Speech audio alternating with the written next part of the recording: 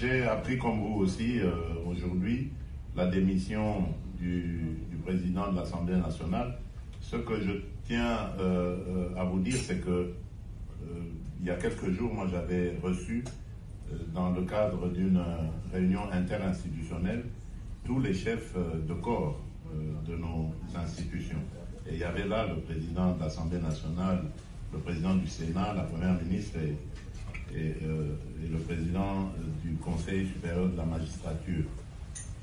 Le mot d'ordre était que la rentrée se fasse dans la sérénité, le calme qui soit. Et je crois que vous avez vu les discours de rentrée, ils ont été justement dans ce sens-là.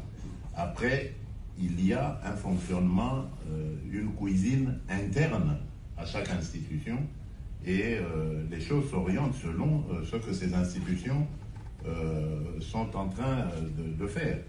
Moi, je suis le garant de la stabilité de ces institutions, mais ça ne me donne pas le droit d'aller m'immiscer dans ce qui se passe dans ces institutions.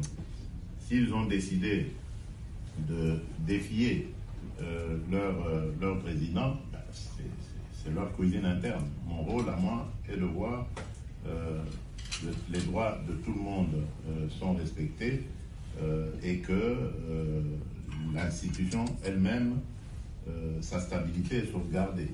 C'est ce qui m'importe. Quant à savoir quelles seront les relations, votre question était de savoir si nous sommes toujours alliés, partenaires, bien sûr. En tout cas, sauf si maintenant, M. Vital Kamerhe en décide autrement, mais je ne vois pas pourquoi, parce que je ne suis pas à la base justement de sa démission, ni de ses problèmes. Je ne vois pas pourquoi il va vouloir me tourner le dos. Je n'y suis pour rien.